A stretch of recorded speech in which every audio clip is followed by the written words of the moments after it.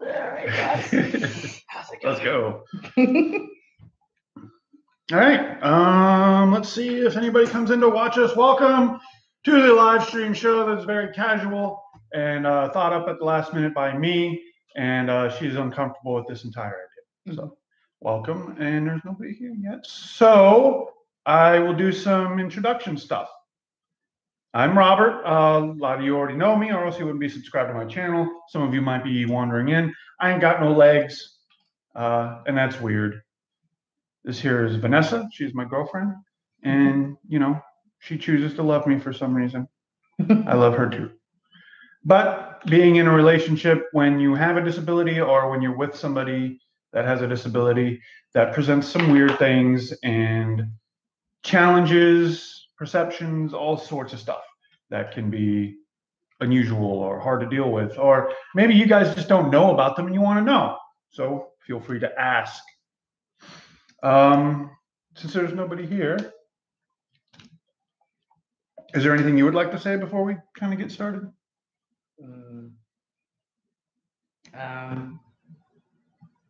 Just kind of pretend like there's people watching. Okay, that's what I'm doing. And they're just silently judging every single thing you do. That's why I'm, They hate your glasses and your clothes and your hair and everything. Glasses got compliments at work the other day. Okay. Someone wanted to know. They're gonna hate my V-neck because I'm a boy, and just it's gonna be a bunch of judgment. Okay. That makes me feel better. So the purpose of this stream is to kind of answer one of the common questions I get when I used to do my Ask Me Anythings on Periscope, which was, you know, are you with somebody? Are you able to be in a relationship? Are you sexually active? Yada, yada, yada. And this will become like a video that people can come back to, or I can direct them to if those questions come up, so I don't have to answer them anymore. And a big question that isn't the big question yet, because I don't want to just start off with that one, that I get usually right after people ask me what happened, which there's a video up on that. Just look through my channel and you can see a big, long, detailed story about that. Is I get, well, I guess it might as well be the question. I'll just frame it in a more family-friendly way, I guess. Do I function? Do I function? Yes. I function. Very well. There you go. Very well. It can be hard though. But Yes, no pun intended. No pun intended. It can be difficult because I don't have an able body. I'm missing my legs, and there's a lot of things that that kind of strips away from me. So I get concerned a lot about how I'm doing, how I'm performing, am I being giving enough, or am I taking too much? A lot of the pride and stuff that you have as an able-bodied person transfers right into your disabled body. So any of the worries that you might have had as an able-bodied male, you know, I still have those, and it's compounded by, you know, the things that I can't do. So I worry about them. But that's my opinion. What's yours? About sex? Yes. We have limitations, but I think it kind of makes us have to be more creative. Like, I mean, they don't need to know the details, but like, how often am I like, hey, I was thinking, you know? So I don't really see it as a problem. We just have to be more creative, and I think we've kind of established that we're creative. Yeah. Pain. Oh, sorry. Go ahead. No, I mean, and I think it's good. It's some of the best I've ever had. I would put it right up there. He thinks I'm full of crap, but it's, you know. It just makes me want to go through like, oh man, how bad was it before? well, you know how bad it was. So, I mean, but, you know, not that like, I didn't sleep around, but I've had some partners, and I was a man whore, so there's nothing. There's no judgment. I wasn't a whore, but you know, by girl standards, I was a slut. So, or, like, if someone didn't like me, but I actually have friends who, yeah, their numbers I are was way a higher dirty than boy mine. when I was younger, and I regret it. I know a lot of men would be like, "Yeah, you get them." Oh, It's guys like, get no. accolades. Yeah, guys get accolades for that. Girls don't. But Maybe when they're younger. Yeah, I guess older guys too shitty. Older guys. It's just when you get older and you realize at some point, it becomes how you gross. treated people, and it just feels like I got to do better. I got to be better. But anyways, So no, I mean, I've been with enough to know like what's good and bad, and like it's not.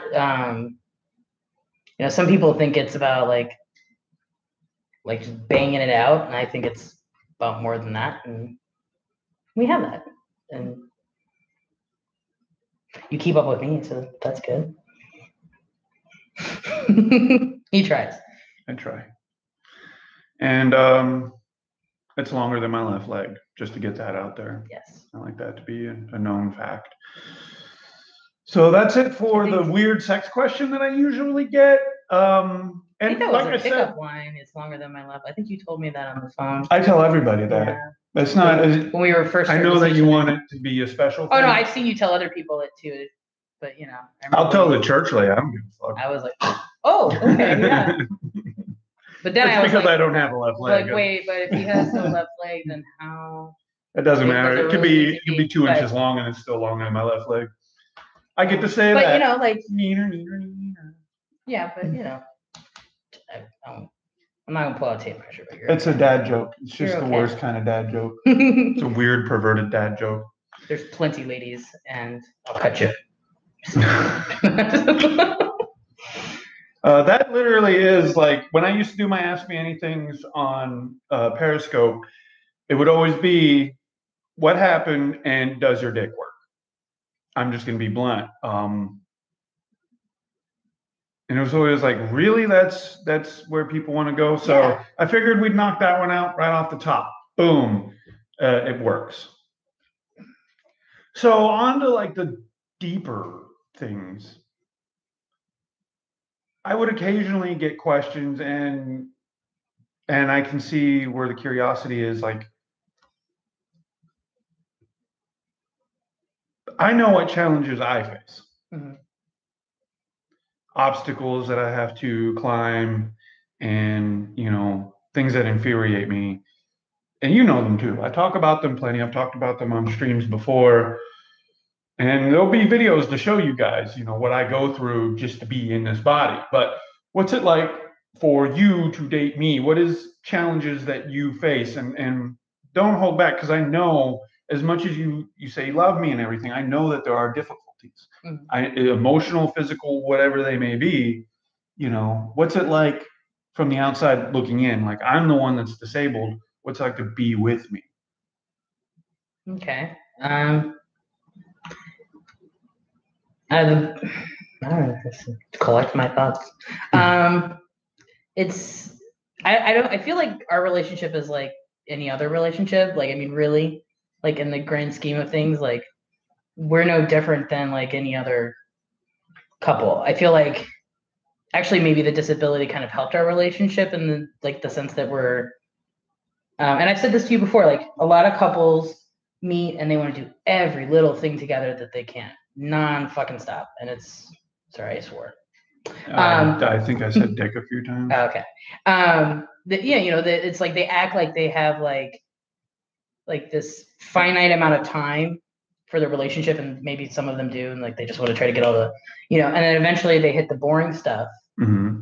And then they're like, we don't do anything anymore. Like, so you and I do a lot of kind of what those people would classify as like the mundane, boring stuff, like going to the store, running errands or whatever. And like, so I've said this before, like we've started on the other end, so we're very comfortable with each other. And then we get to like put in those experiences, and I don't feel like we have to rush to get those experiences out of the way. Like we don't have to like go to every restaurant in town and like, oh, I want to take you here and I want to take you there. Oh, I want to take you to my favorite place. Like I talk about that stuff and that, but I feel like as far as, I don't know, I feel like that's probably just more relationship stuff than disability stuff. As far as disability stuff, going out, that's something I had actually. So you're gonna find this out. So when we started like dating, I remember Googling like what it was like to date a disabled person, or like what is it like to date a person in a wheelchair. I wanted to see like what the perspectives were, and there was a girl I remember reading an article from her and her girlfriend, and she had said like you need to like think ahead about where you're going. And hey, welcome to the show. Hello. Sorry, they just came in and interrupted. Oh, okay. You have to think about like where you're going and what you're doing and what's available, as far as like access and that. And I think I've done a decent job of that, except for when we went to Fuji Sushi. That I felt really crappy about because, I really wanted to take him to my favorite sushi restaurant. We went and we got there, and I knew he could like get in and we'd be okay. And then like as soon as we got there, I was like, I have to pee. And the minute I started walking down that back hallway, I was like, oh shit, I really hope he doesn't have to go to the bathroom, because I don't think that the bathrooms are wheelchair accessible. And I round the corner and the doors are like this wide. And I was like, crap. And I came back, and as soon as I sat down, he goes, where are the bathrooms? And I was like, shit, in my head, like, oh, they're that way. I don't know if your chair is going to fit. So he goes and he comes back. Not even a little. Yeah. He comes back and he's like, yeah, I'm not gonna be able to get in there. And we told the waitress, and she was like, oh, I'm sorry. And then that was it. And then I felt like crap. And I said, do you want to go? Because our food hadn't come out yet. Because I didn't want him to be uncomfortable. But he kind of stuck it out for me because he knew I really wanted. I've been talking about going to sushi for a while. So that was very, I see the little things he does for me to like kind of put up with, I'm like the pain I know he's in sometimes, and I'm being uncomfortable. Being uncomfortable, having to pee and not being able to pee because he can't get into the bathroom. And he sat through the lunch, and I noticed he didn't drink a bit of his drink, which is understandable. And it's not using this camera. Oh, it's not? Nope. Oh. Well, in that case. It's using the crappy one on my. I was like, it's looking like it doesn't look as clear as my normal camera. Okay. So anyway. Sorry. What was I saying? Yeah, so okay. The sushi restaurant. So planning ahead, that's kind of something like if I want him to do something. So the Fuji thing made me like really like a little more focused on that being a priority when we go do something. Mm-hmm. But I know that I can't always necessarily do that, but like but I'll try. Yeah. Sorry. My place looks real crappy. No. There we go. I just keep seeing those. Like, man, yeah. my apartment, my duplex place is all stitched together barely. You got some tape. SSDI, guys. That's just tape. It does look like tape though. It looks like we just added some tape there to. It doesn't matter. It's been on there the whole time. So yeah, I have to think ahead. Parking, like when you don't have a handicap spot, you think, God, these damn handicapped people got all these goddamn spots, like all these open spots. And then you get someone in your car who needs one of those spots, and then they suddenly don't exist. Like that's some like how many times have we gone to the store and like there's never enough. Anywhere popular never has enough. I'm gonna circle around. And then you see assholes like literally get out of their car and like hop, skip, and jump into the store from their handicap spot. And I'm like, you're an asshole. Like, so you and I park at the end of the parking lot where we know no one's probably going to park around my car so that you can get back in. And then we hoof it, wheel it all the way into the store. Yeah. So there's that. Challenges. How do you feel about my wheelchair, loading and unloading it? I like this one better. It's a little lighter. That other one was an asshole, and it always pinched my fingers. So this one's better because I don't have to take the back off. Yeah. It's I'm actually it is kind of like I still have to get used to it because I got so used to like that one, like that like this one is just because the back is still pretty stiff. Yeah. So like when I'm getting it up, it'll start to come apart, and I'm like, no, you know. But it's not bad. I remember our first date. That was pretty funny. Like, I remember how like I had like a bunch of like crap in the back of my car to donate, and we met at Starbucks, and we were gonna go back to his house to keep talking. And so I was like, oh, I'll just drive us. And then like he was like, oh, and he gets in the car and he's like, yeah, this car comes here and they'll do this and do that. And then like the back side of your wheelchair, like one of the sides is like broken. I'm just poking around. Oh, what is this? Like they couldn't hear us this whole time. That would have been awful. Yeah. Like, all right, well, that sucks. It doesn't matter. Yeah, one of the like back things would like pop out on the, remember the and I totally lifted his chair into the back of the car, and that thing came out. And I was like, it was like in my hand, and the chair was down here. I was like, shit, did I just break his wheelchair? I was like, oh, this is not going well. But he was like, oh, don't worry, that happens. So that was funny because I had to move a bunch of stuff. So that's something I always keep in the back of my car clear now, because then that's something I learned. I remember that first time I got in the car, he looks at me and he goes, hey, thanks for all the leg room. That was funny.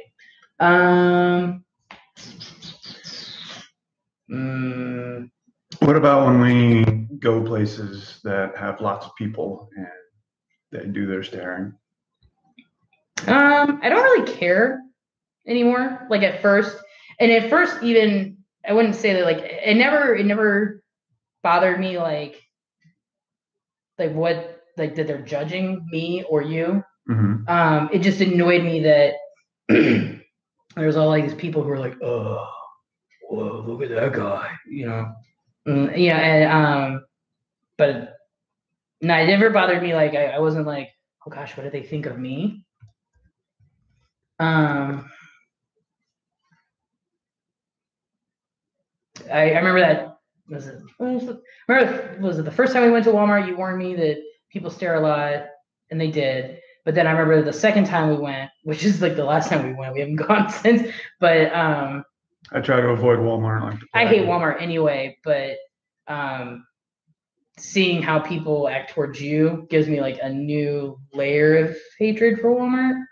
Just because I don't know, it kind of actually like all those rumors, not rumors, but like, you know, the stereotypes you hear about like all the like mouth breathers shop at Walmart.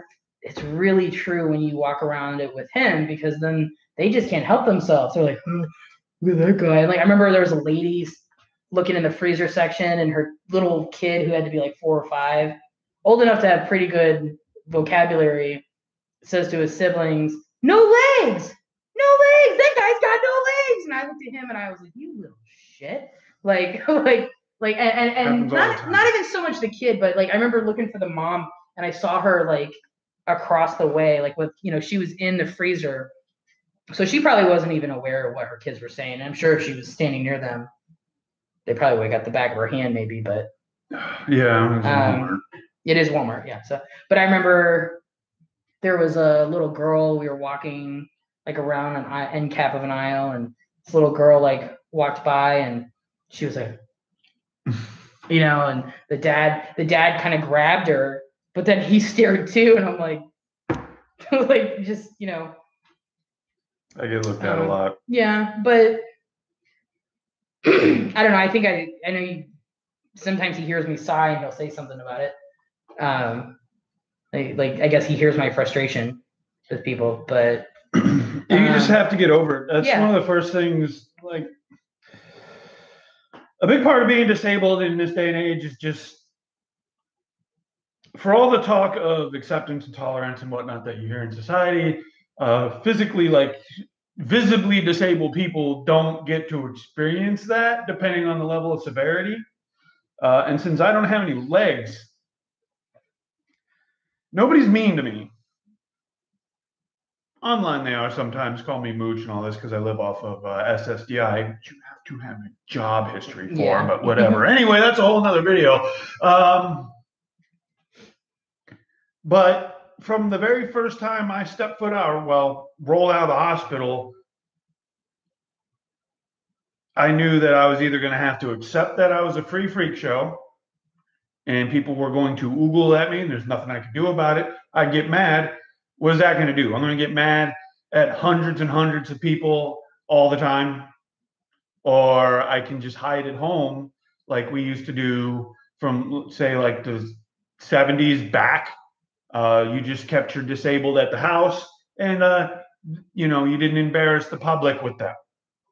And I'm not going to do that. So I just got over it. And it kind of made me realize what's like very popular celebrities must deal with when they go grocery shopping and crap, when people are just like looking and staring and you're just like, you think in your head, don't bother me. Just don't bother me. I'm out here. I'm doing stuff. Please leave me alone. And I think that because people can bother me. She's seen a little bit of that. When I'm out with somebody else, it doesn't happen as much, but it still happens. And she's seen it. It just, people say weird shit to me. Thank me for my military service that I never did. Or just flat out ask me about what happened, or they pray over me or try to, and I have to shoo them off. It's like, I'm doing a thing. Please respect that, but you can't do that. You can't be just a blunt asshole. So you try to be polite, and sometimes you're just thinking, fucking Christ, this has to happen. Always just, it's annoying. Because in your own mind, you're like, the only reason they're doing this is because I ain't got no legs, and I'm freaky and unusual to them, and I've lost something of my personhood to where they think it's okay to just insert themselves into my life like this. They don't do that to normal people. The art show lady. The art show, yeah. She was probably, I think she's like the only one I've really seen. I think people kind of maybe bite their tongue when you have someone else with them, because I see people look at us, but like, yeah, my roommate got a visit when we went to the buffet. Yeah. Some old man walked right up to the table and was like, started trying to thank me for my service. Mm-hmm. And Alex was sitting there like, he'd never seen it before. He probably thought I was hyperbole about that shit. And I'm like, nope, it happens.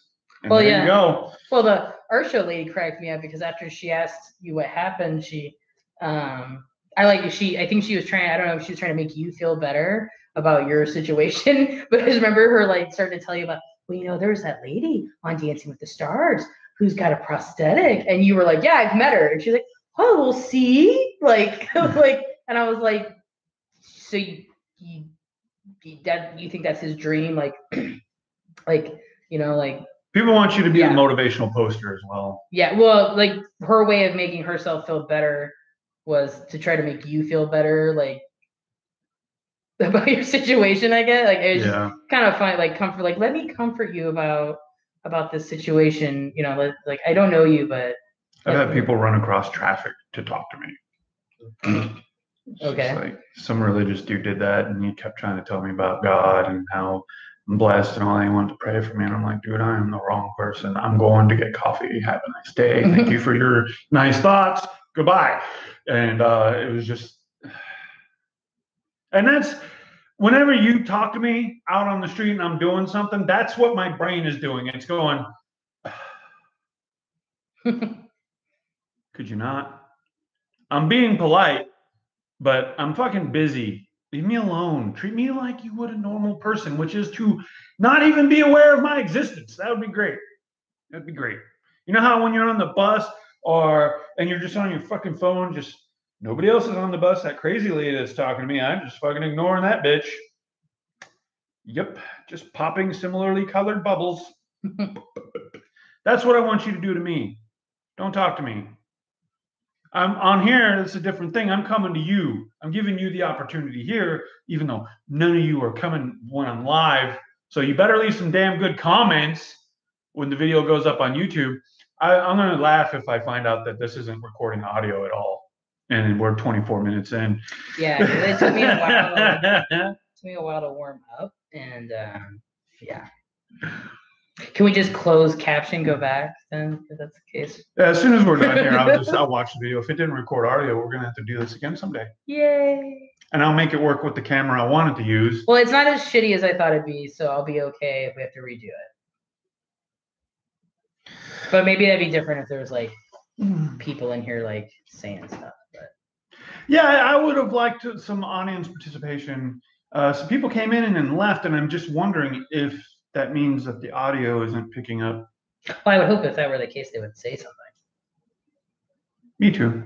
But a lot of you guys do watch after the fact, which is fine. And I kind of expected that this would happen because I'm not like a big YouTube star or something. I have like a few people. Wait, you're not? Guys, sorry. He may not post this video. Wait a second. You told me that you were like super famous YouTube star.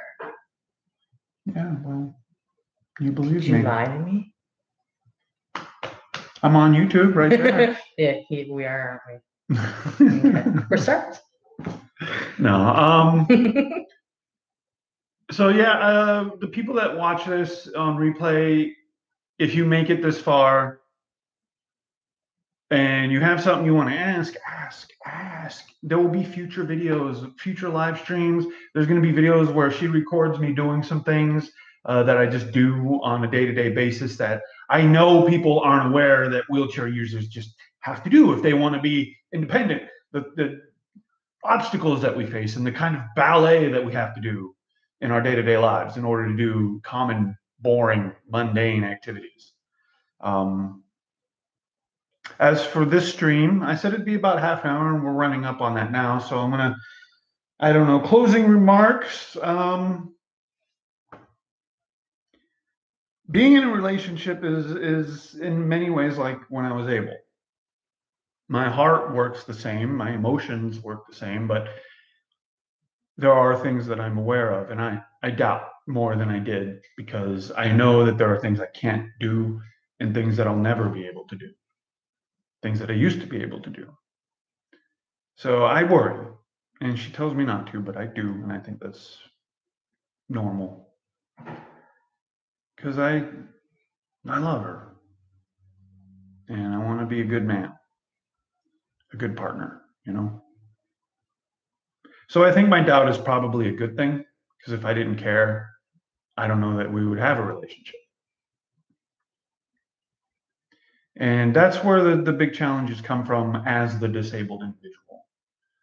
Just the doubts that you have, knowing where you fall short. Whether that matters or not doesn't play into the doubts. It's just, you know where you fall short.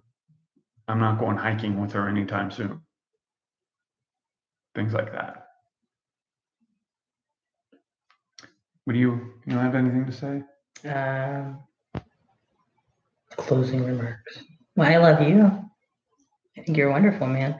I'm proud to be with you. I think you're damn good looking and like, I mean, I don't know. I don't feel like our relationship is like much different from other relationships.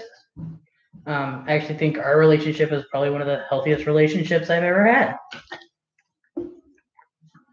Like probably the healthiest relationship I've ever had. I'm so sorry. Like, well, I've been just like torn down for so many years. Like, yeah. No, I'm happy, and I didn't expect to meet you, and I remember, like, I think you and I even had a conversation where we were both like, well, yeah, maybe, if anything, we'll be good friends. And like, that didn't last long. Like, we were more than friends. And, yeah,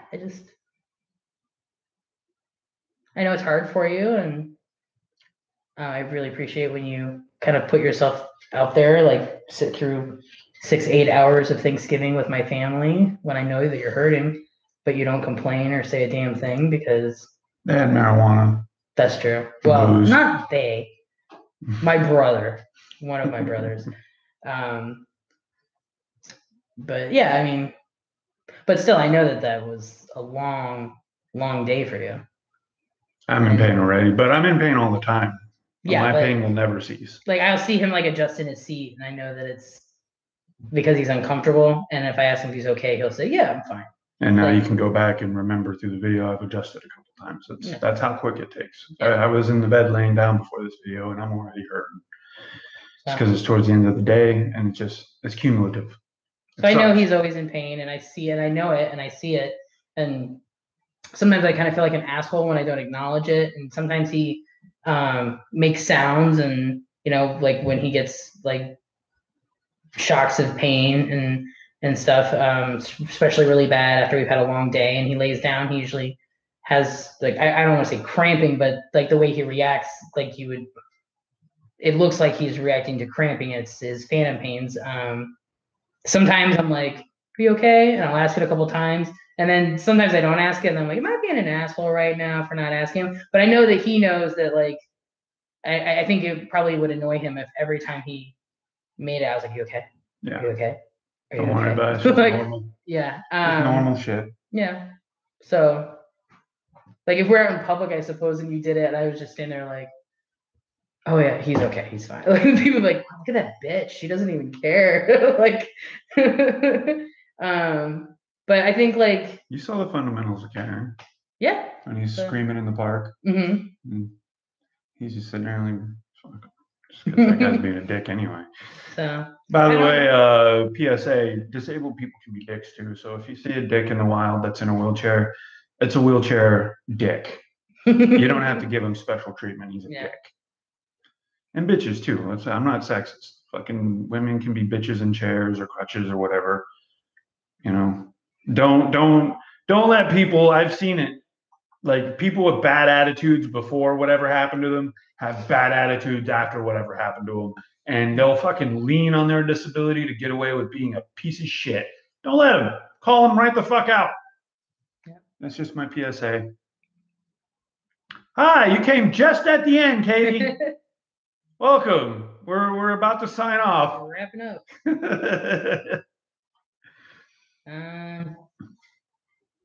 Yeah. Our dynamic is our dynamic. I don't really give a shit what anybody else. I've had some coworkers ask some inappropriate questions, but you should have brought them up, unless they were like real inappropriate. No, they were just. I work really long days, and I come home and I talk about. What do you know about my roommate? What do I know about your roommate? Yeah. That.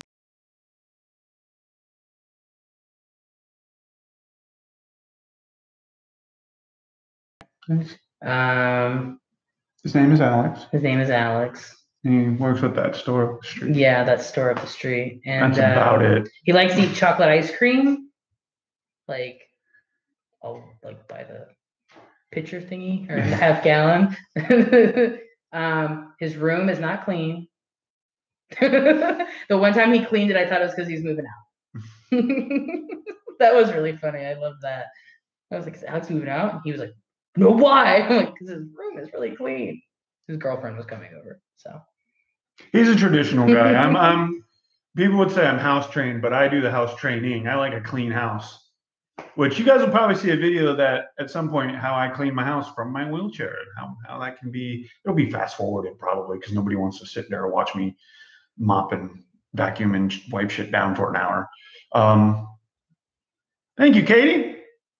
So guys, I guess that'll be the end of the video. If you watched it from the beginning, and like this is going to go up as part of my video collection. If you guys watch it after the fact, feel free to post some questions and I will remember them if they're good for future videos. If they're good. That's right.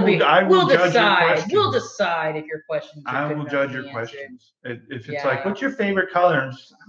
No, that's a horrible question. We're not. You're out of there. Yeah. Like, this is crap. So next. I want like deep questions about emotions or perspectives and things like that encourage like good conversation, not something I can answer in 1 or 2 words. That's what I'm looking for. What's your third most favorite animal? That's a deep question. I don't have one. I don't care. No, that's not an acceptable answer. Aardvark. Okay. No, I mean, you ever talk to like I work with kids. This is what kids ask you. Like, so what do you want to know about me? Like, what's your third favorite color? Like, not what's your first, what's your third? What'd she say? What's your favorite thing you both enjoy doing? Watching movies and stuff so far? He shows me a lot of interesting YouTube videos. Mhm. Like not weird, like well weird, but not weird. Like there's some guy who eats like everything, the LA Beast guy, the guy who makes the music. I like uh the dude who like makes all the food in the 1800s kitchen. Oh, Townsend's and Sons. Yeah. Yeah, he's a reenactor, really big into that stuff. Yeah. Interesting guy though. I like his videos. And yeah, I share like I'm a cinephile, so being disabled, a lot of what I do is lay in my bed and watch TV because I don't have an ass and it starts to hurt after I sit for too long. So I do that, and we do that. We also go out. We like to eat at various places and typical relationship stuff. Movies. But I'm in pain, and it's 30. Thank you for participating. I love you. Love you. Bye, guys. Bye.